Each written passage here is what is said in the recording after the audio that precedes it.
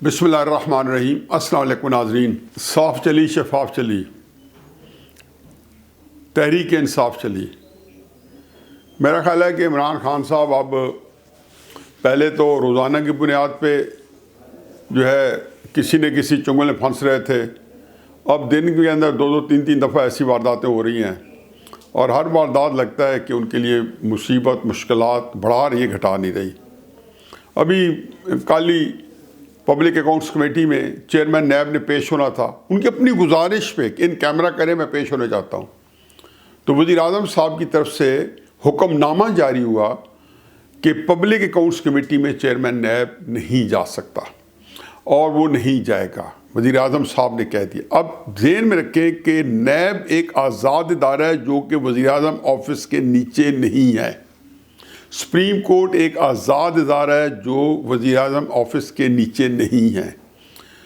Parliament एक आज़ाद इदारा है जो वज़ीर आज़म के नीचे नहीं है। अफवाज पाकिस्तान हुकूमत पाकिस्तान का हिस्सा है और वज़ीर आज़म के नीचे हैं। इस तरह और बेशुमार इदारे हैं, सैकड़ों दर्जनों इदारे हैं जो कि वज़ीर आज़म के नीचे हैं।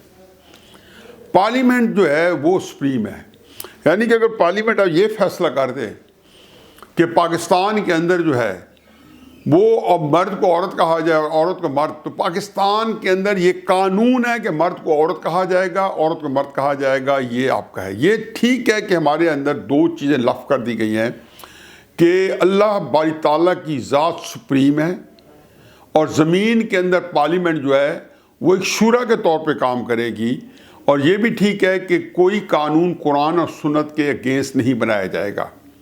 और करारदाद मकासद जो कि 1948 में बालियान पाकिस्तान ने वज़ा की थी उसके मुताबिक आइन तश्कील पाएगा, जो कि यही कुरान और सुन्नत और इस्लामी ज़वाबित है।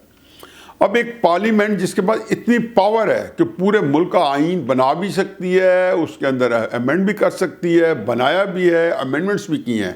अब तक वो 22-23 अमेंडमेंट्स जो है हमारे आइन पाकिस्तान में इसी पार्लियामेंट ने किए हैं 2/3 मेजॉरिटी के साथ। उस पार्लियामेंट की एक सब कमेटी जो सबसे इम्पोर्टेंट कमेटी है, पब्लिक अकाउंट्स कमेटी PAC, जिसको शायद राना तनवीर साहब हेड कर हैं मुस्लिम नून के, उन्होंने जब चेयरमैन नैब को बुलाया तो वज़ीर आज़म ने किस कैपेसिटी में उनको रोका है। मुझे इससे कोई गर्ज नहीं कि ये काम सही किया गलत किया, मुझे ये भी कोई उस गर्ज नहीं है कि चेयरमैन नैब जो एक जराइम पेशा शख्स है, जिसके सिर्फ एक वीडियो जो आई है किसी महज़ब मुल्क के अंदर, वो ऐसी वीडियो किसी इदारे के सरबराह के खिलाफ आ जाती तो वो रिज़ाइन कर देता। उसका रिज़ाइन ना करना ही काफ़ी है कि वो शख्स कंप्रोमाइज्ड है और वो शख्स पार्टनर इन क्राइम है, जराइम के अंदर हिस्सेदार है। एक वीडियो, चेयरमैन नैब ये बात अगर सुन रहे तो अपने आप से पूछे कि किसी महज़ब मुल्क में आप होते और वो वीडियो जो आपकी आई थी जो कि वज़ीर आज़म हाउस से नशर हुई थी, न्यूज़ 1 पे हुई थी, न्यूज़ 1 के चैनल पे ताहिर खान जो उसके ओनर थे, वज़ीर आज़म के उस वक्त एडवाइज़र थे, जब उनको ये उधर छोड़ना पड़ा था, तहकीकात भी होनी थी, ज़ाहिर नहीं होनी थी, झूठ बोला गया था, रियासत मदीना जो है मुनाफ़क़त जो है। तो चेयरमैन नैब साहब जो है उस वीडियो के बाद, और जब उनको 2 3 4 और जिस बंदे की एक वीडियो समझो उसकी दर्जनों वीडियो है, तो उसका तो ज़मीन बोस होना बनता था। वो ज़मीन बोस होके वज़ीर आज़म साहब से मुझे ये पूछ रहे हैं कि आप कहते थे मैं इदारे बनाऊंगा, आप झूठ बोलते थे, मुझे पता था, लेकिन चलो गुफ्तगू कैसे, जितने इदारों की ऐसी तैसी आपने की, पार्लियामेंट जैसे इदारे को आप इंस्ट्रक्शन दे रहे हो कि चेयरमैन नैब को नाम बुलाए। आप इसी बात के ऊपर आर्टिकल 6 के तहत जो है आपको डिसमिस किया जा सकता है कि आपने आईन के तजावज़ किया है। और चेयरमैन नैब जो कि वज़ीर आज़म के नीचे नहीं है, उसके बारे में ये कहना, ये जो कुछ है, मेरा ख्याल है कि वज़ीर आज़म साहब ने एक ISI के चीफ के ऊपर अपनी इस हुकूमत का इन्हिसार किया था। वो ISI चीफ कहाँ है? अगर हुकूमत चल रही है फ़र्ज़ किया तो ISI चीफ तो नहीं है, और हुकूमत नहीं चल रही तो ISI चीफ ने जाना था। इस चेयरमैन नैब के ऊपर हुकूमत चला रहे हैं। ये ही आप क्यों कहते हैं, अंग्रेजी में कहते हैं फॉल्स प्रॉप, शायद इसका उर्दू में मतलब होगा झूठे सहारे, फर्जी सहारे, इसके ऊपर आप हुकूमत चला रहे हैं। آپ نے اداروں کو تباہ کر کے رکھ دیا. آئی ایس آئی چیف کے اوپر جو بے توقیری آئی ایس آئی کی اور فوج کی ہوئی ہے، جو نومبر 2019 میں آرمی چیف کے ایکسٹینشن پہ جو تو بے توقیری فوج کی ہوئی ہے یا ادارے کی ہوئی ہے، کبھی پاکستانی 70 سال تاریخ میں اس دو واقعات کے ملتے جلتے واقعات نکال کے دے دی. اس سے کوئی فرق نہیں پڑا. ادارے تہس نہس ہو رہے ہیں. آج بھی 2-4 ایسے دوست ملے جو بیوروکریسی میں ہیں، مختلف اداروں کو ہیڈ کر رہے ہیں، وہ سارے اپنے اداروں کے بارے میں یہ کہہ رہے ہیں کہ جی اس وقت سسٹم جو ہے چاروں شانے چت پڑا ہے، ادارے جو ہیں وہ تتر بتر ہے. ابھی آج ایک بڑی زبردست خبر ہے کہ پرویز خٹک صاحب اپنے شہر نوشہرہ میں اگلے الیکشن کی تیاری میں، جو 27 مارچ کو کے پی کا سیکنڈ فیز کا بلدیاتی الیکشن ہونے، وہاں گئے. تحریک انصاف کے خلاف نعرے لگے. تحریک انصاف کا جلسہ، تحریک انصاف کے لوگ، تحریک انصاف کے ورکر، اور انہوں نے جو ادھم مچایا تحریک انصاف کا. ہر چیز میں ایک سبق ہے عمران خان صاحب کے لیے، اس کے ساتھیوں کے لیے، اس کے لواحقین کے لیے، اس کے لانے والوں کے لیے، لیکن سبق کوئی نہیں سیکھے گا. ایک میرا فکرہ ہے، اور میں یہ اپنے جو پروڈیوسر سے گزارش کروں گا کہ یہ ضرور لکھیں کہ آج جو بھی تاریخ ہے، آج کا پاکستان جو ہے، جو بھی تاریخ ہے، شاید 7 جنوری ہے، یہ جنوری اور نومبر 1971 کا مہینہ اور یہ مہینہ بالکل ان کے اندر کتنی مماثلت ہے. پاکستان ڈسممبر ہوا تھا دسمبر میں، 16 دسمبر کو، لیکن وہ جو 12-13 دن کی جنگ تھی وہ صرف اتمام حجت تھی. جو پیچھے آپ جو کچھ کرتے آئے تھے وارداتیں ہمارے فوجی حکمران، اس کے بعد آ کے پاکستان کا یہ ہوا. نومبر کے اندر یہ گمان نہیں تھا کہ پاکستان ٹوٹے گا. نعرے لگ رہے تھے کرش انڈیا، ہر جگہ پہ سڑکوں پہ لکھا تھا کرش انڈیا، انڈیا آئے گا تو مروڑ کے رکھ دیں گے، چیخ کے رکھ دیں گے، چیر پھاڑ کے رکھ دیں گے. یقین مانو کہ آج کشمیر کا وہ حصہ جو ہم نے 1948 میں مجاہدین کی یا قبائلی لوگوں سے لیا تھا، وہ بھی انڈیا نے ہم سے چھین لیا. 1965 میں جو ہم نے قبضہ کیا تھا وہ واپس کیا، لیکن جو 1948 میں ہم نے قبضہ کیا تھا وہ انڈیا نے چھین لیا. اسے کئی کلومیٹر اندر آ گئے، 10 اور 15 20 25 کلومیٹر 1971 کی جنگ میں. اور شاید جنگ جاری رہتی اور امریکہ جنگ بند نہ کراتا تو اس مملکت سے محروم ہو جاتے.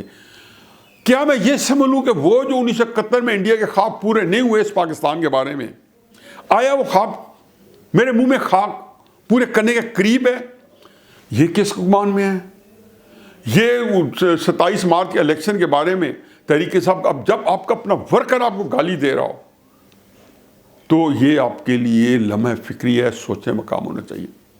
سکروٹنی کمیٹی کے بعد جو کچھ اس میں لکھا ہے، یعنی کہ اب یہ دیکھ لیں کہ عارف نقوی ابراج گروپ والا، جو کہ اس وقت امریکہ شاید روانہ کر دیا گیا، برطانیہ سے گرفتار کیا گیا، تو انہوں نے کہا تم اپنا کوئی کانٹیکٹ بتاؤ. تو اس نے وزیر اعظم عمران خان صاحب بتایا.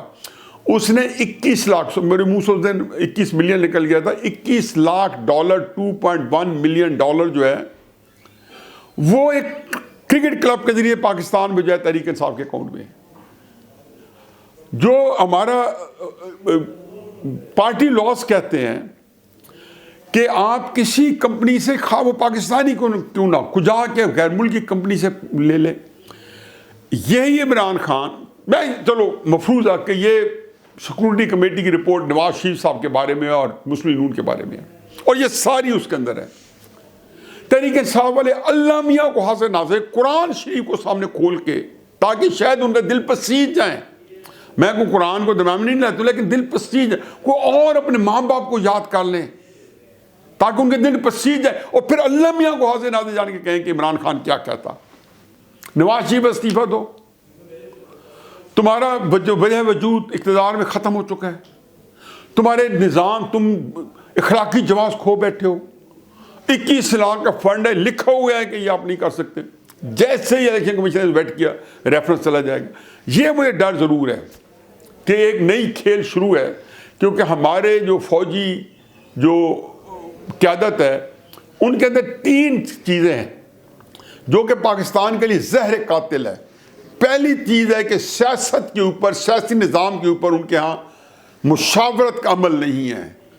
ایک سرسری بات ہوتی ہوگی کور کمانڈر میں، ان کی اپنی اس کے اوپر مشاورت اور مسابقت اور ایک آرگومنٹ ہوتا ہے، لیکن سیاست میں نہیں ہوتا، کیونکہ سیاست ٹیکنیکلی آئینی طور پہ وہ ڈسکس نہیں کر سکتے، چنانچہ وہ دامے دمے سکھنے کرتے ہوں گے۔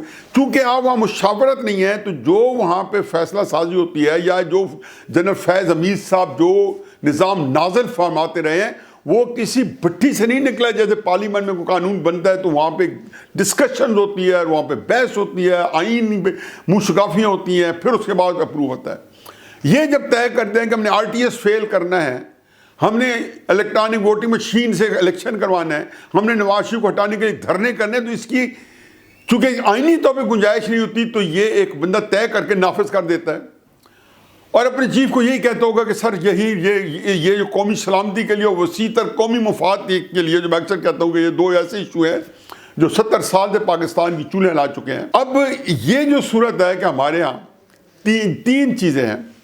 ایک یہ ہے کہ سیاسی معاملات میں مشاورت نہیں ہوتی، دوسری بات یہ ہے کہ ان کے اوپر کوئی چیز موجود نہیں ہے۔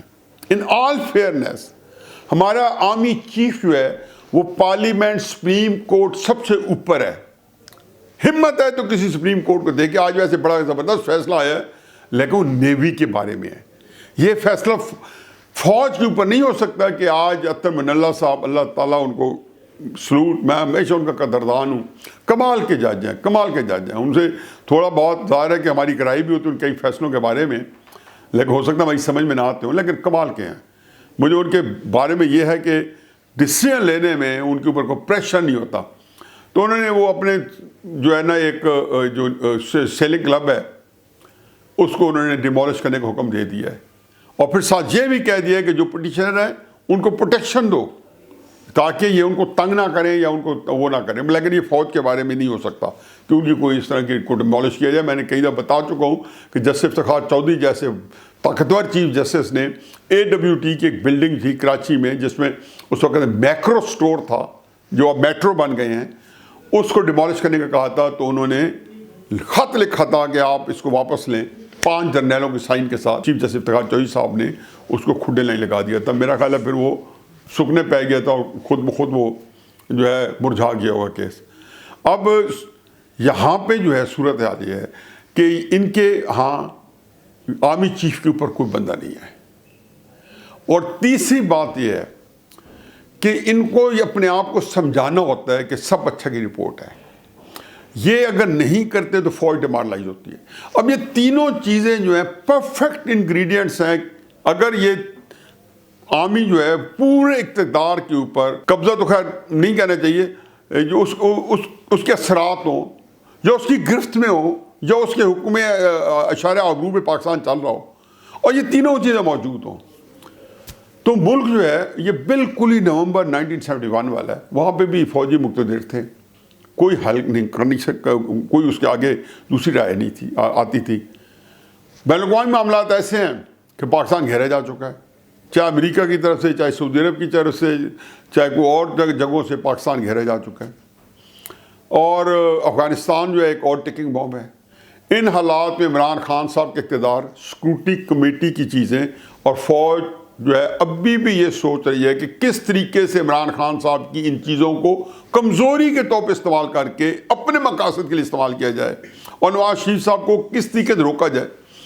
عمران خان صاحب کے بھی پبلک فالوئنگ ہے، نواز شریف صاحب کے بھی پبلک فالوئنگ ہے، یہ پیپلز پارٹی کی بھی پبلک فالوئنگ ہے، بلاول صاحب کی، زرداری صاحب کی، فضل الرحمان صاحب کی پبلک فالوئنگ ہے، جماعت اسلامی کی بھی پبلک فالوئنگ ہے۔